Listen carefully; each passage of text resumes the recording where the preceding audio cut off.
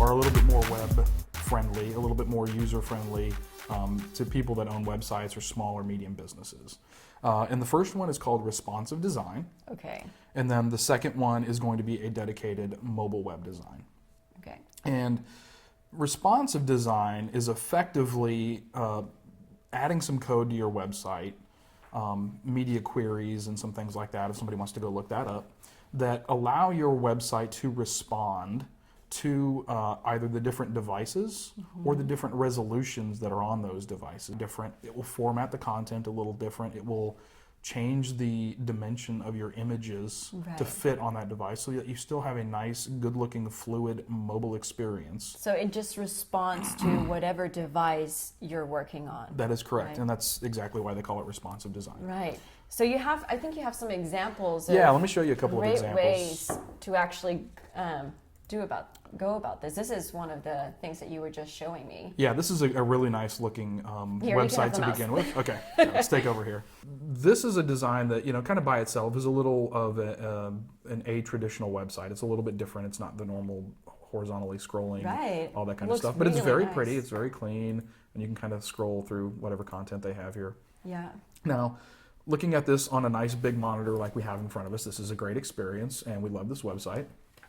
However, if I'm looking at this on something that's, now I can't exactly emulate the iPhone on here, but something that's more like an iPhone in terms of size and resolution, I'm going to shrink this down, and you'll see that the website actually changed the layout.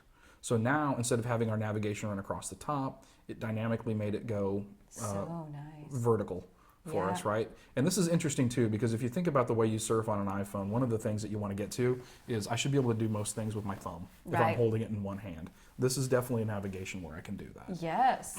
I can tap on whatever I want. And then the content also went to a vertical scrolling. So now all that stuff that we were looking at before, we can just scroll up and down, and it looks really nice. You can see all the images, even the videos are formatted for that width and height. Really nice, yeah. This is Very a good user-friendly. example of responsive design.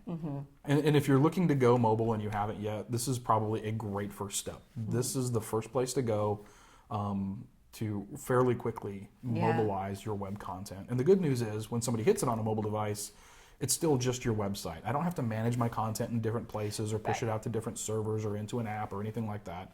It's just my mobile content. Right, you're not making separate content and have to... There's no extra work. No extra work from that standpoint. You just create the responsive site and you're off and running. Yeah. So what is the other option that you were talking about? So the other option is to go into what I would call a dedicated mobile design. And that is a website that is specifically designed for mobile resolutions, for mobile devices.